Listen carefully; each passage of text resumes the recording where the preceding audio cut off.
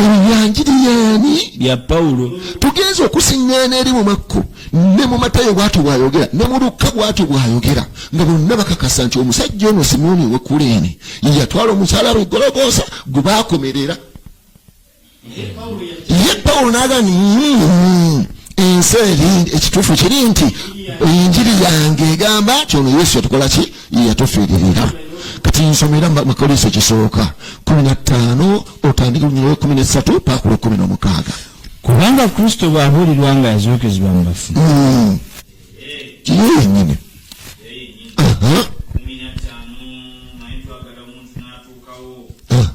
And to following up. Otyo basebo ne banyabo mbanirizaako nnyo ku John the Preacher mu linnya lya Mukama waffe Yesu Kristo, era kanzikirize nti muli bulungi mwenna abagoberera, mwenna abafaayo, mwenna abalayikinga, abasharinga video zaffe, abatwagala, abatusabira, abatwagaliza ebirungi, abatulamusaako, ate namwe mwenna abatugoberera nga temutwagala naye nga mutugoberera, tubasanyukidde nnyo era tusanyusa okubalabako. Olunaku lwaleero twagala okubaako era kye tuyiga n'okubaako bye twanukula okuva mu vidiyo eno gye muva okulaba. Vidiyo eno gye muva okulaba yakoleddwa bamasheeka nga bagezaako era ng'omulimu gwabwe omunene okukkakkanya, okutyoboola n'okuteeka wansi Mukama waffe Yesu Kristo, basobole okuyimusa Nabi Muhammadi, era nga bagezaako okuteeka wansi obukristaayo ate era bayimuse obusiraamu. Naye njagala kubawabulamu bamasheeka mikwano gyange nti ebyo bye musoma abakristaayo babimanyi. Abakristaayo bamanyi ebikwata ku kufa n'okuzuukira kwa Mukama waffe Yesu, kubanga nga bwe nze mbagamba nti abakristaayo basomesebwa okufa n'okuzuukira kwa Mukama waffe Yesu kubanga gwe musingi ogw'obukristaayo, babisomesebwa okuviira ddala ku ddala ery'owansi mu Nasale. Kaakati ebyo byonna baba babimanyi bulungi era babeera babitegeera.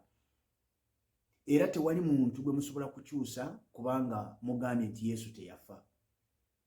Kaakati bwe tukkiriza nti Yesu teyafa, ekyo kyokka kimala era okusigala nga tukkiriza Yesu Kristo, kubanga temusobola kujja muntu ku mulamu ne mumutwala eri omufu.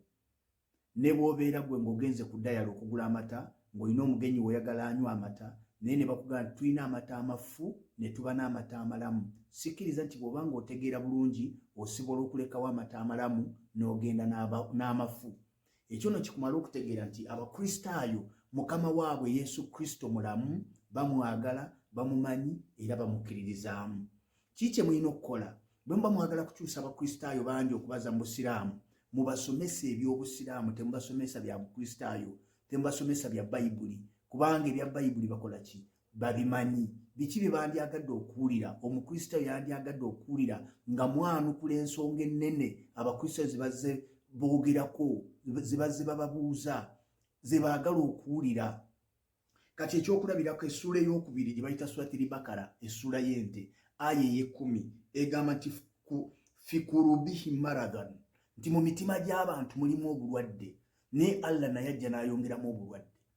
Kati eyo ensonga efaanana bw'etyo bw'oginnyonnyola obulungi, kubanga bo abakristaayo bakuze babagamba nti omuntu bw'abanga omutima gwe mulwadde, mu Yeremiya Bayibuli bw'etyo bw'egamba nti omutima gulwadde endwadde etawonyezeka, ani ayinza okuwonya? Bayibuli neega nti Mukama yekka yasobola okuwonya emitima. Kati abakristaayo bakuze bakimanyi bulungi nti emitima emirwadde Katonda yasobola okugiwonya. Naye bwe basoma Qur'ani, kubanga Qur'ani bazirina ku masimu gaabwe, ne basanga ng'essuula ey'okubiri Suratul Bakara aya ey'ekkumi ng'egamba nti emitima emirwadde ate Allah yajja n'ayongeramu obulwadde, ebyo bye muteekeddwa okunnyonnyola, mubabuulire lwaki ekifo Allah eky'okuwonya omutima ate agwongeramu obulwadde. Temusoma Bayibuli, musome Qur'ani, munnyonnyole ebintu bino. Abakristaayo era beesunga, balindirira, bawulira, bayaayaana okubasomera nga bw'olaba okubannyonnyola essuula ey'okubiri Suratul Bakara era aya ey'e18 egamba nti thumu bukum umiyun fahum la yarji'una, nti bakiggala, bakasiru, bamuzibe, si baakuddirira okuva mu bubuze bwabwe, si baakuwona.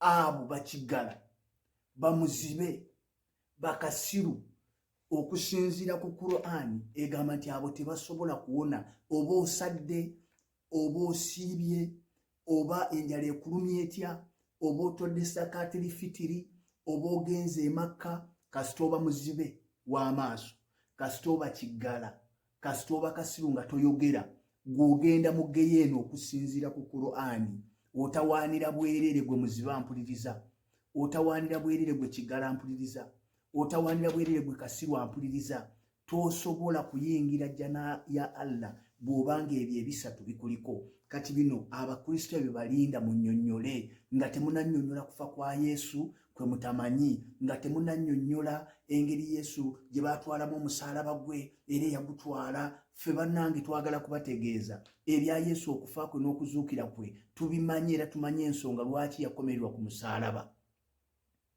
Ekyo ndowooza mukitegedde. Kaakano nina ekibuuzo ekyokubiri. Waliwo omukulu yambuuzizza, John the Preacher, tubuulire Yesu Kristo lunyiriri ki ng'agamba nti nze Katonda mu nsi nze? Ekibuuzo ekyo no kikulu era nkwebazizza nnyo olw'ekibuuzo ekyo.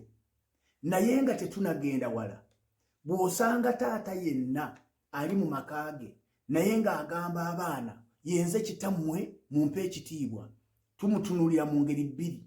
Engeri esooka kwe kuba nti taata oyo oba oliawo abaana si yabazaala, abeesibako bwesibi.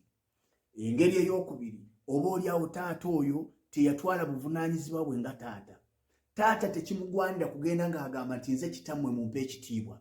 Taata ekitiibwa kye kibeerawo nga taata kasita akola obuvunaanyizibwa bwe. Kati katutunuulire Mukama waffe Yesu, ani yali amuwakanya okuba Katonda alyoka agende nga yeerangirira ng'agamba nti nze Katonda mu nsi nze? Teyalina amuwakanya, kubanga abantu bonna abaalaba ebikolwa bye n'engeri gye yeeyisaamu ne bye yakola baamaliza bategedde nti ye Katonda era ne bamuvunnamira ne bamusinza.